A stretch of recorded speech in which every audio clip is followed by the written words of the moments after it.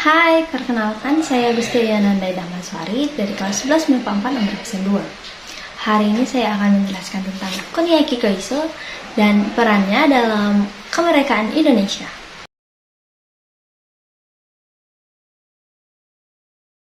Kuniaki Koiso lahir pada 22 Maret 1880 dan meninggal pada 3 November 1950. Ialah Perdana Menteri Jepang yang ke-41 antara 22 Juli 1944 sampai 7 April 1945. Koiso dilahirkan di Prefektur Tochigi pada 1880, seorang prajurit karir. Koiso lulus dari Akademi Ketentaraan Jepang pada 1900 dan meneruskan mengikuti perguruan tinggi perang bangsa. Akhirnya ia mencapai pangkat jenderal. Karir Koiso berkembang pesat antara 1920-an dan 1930-an. Saat ia memegang berbagai posisi militer terkemuka dan pemerintahan. Posisi-posisi itu termasuk Ketua Biro Mobilitas Material pada Kementerian Perang 1929 sampai 1930, Kepala Biro Urusan Militer pada Kementerian Perang 1930 sampai 1931, Wakil Menteri Perang pada 1932, Kepala Ketentaraan Kuantum dalam menduduki Manchuria pada 1932 sampai 1934, dan Menteri Luar Negeri pada 1939-1940. Koiso ialah Gubernur Jenderal Korea antara 1942 sampai 1944, di mana ia mendapat nama julukan Macan Korea.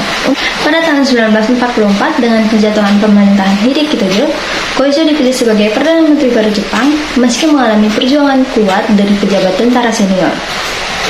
Selama masa pemerintahannya, Angkatan Jepang menghadapi banyak kekalahan di tangan militer Amerika Serikat. Untuk mempertahankan pengaruh Jepang di antara penduduk negeri-negeri yang dikuasainya, dalam pidatonya tanggal 7 September 1944, ia memberikan janji kemerdekaan di kemudian hari. Buat saat itu, Koiso dianggap menciptakan perdamaian dengan sekutu, tetapi ia tidak bisa menemukan solusi yang akan menenteramkan militer Jepang atau Amerika.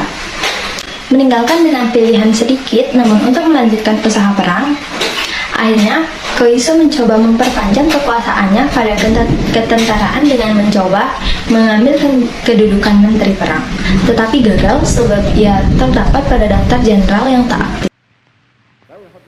Janji Koiso berisi janji Kekaisaran Jepang untuk memberikan kemerdekaan bagi bangsa Indonesia suatu hari. Janji ini dikeluarkan karena Jepang tahu rakyat Indonesia dan tokoh pergerakan sangat mendambakan kemerdekaan. Agar rakyat mau tetap bekerja untuk Jepang, Jepang pun menjanjikan kemerdekaan. Setelah Perdana Menteri Koiso mengeluarkan janji itu, tentara penduduk Jepang di Indonesia pun mulai melonggarkan pengawasannya kepada para tokoh nasional seperti Soekarno, Muhammad Hatta, dan kawan-kawan. Posisi Jepang dalam perang yang makin terhimpit mengkhawatirkan banyak tokoh. Para tokoh pergerakan khawatir Jepang batal memberikan kemerdekaan yang dijanjikan. Mereka terus menagih kemerdekaan kepada Jepang. Merebut kemerdekaan di saat yang sama, Soekarno juga mengirim surat kepada pelajar-pelajar Indonesia di Jepang bahwa ia tak percaya kemerdekaan akan diberikan Jepang, tetapi harus direbut dengan perjuangan.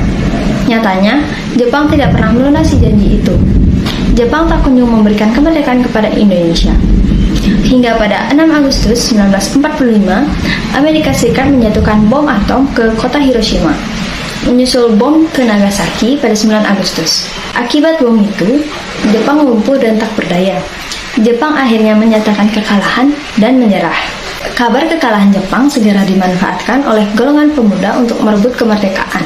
Sehingga pada 17 Agustus 1945, Soekarno memproklamasikan kemerdekaannya. Nah, sekian dari video saya. Bila ada salah kata, mohon dimaafkan. Terima kasih.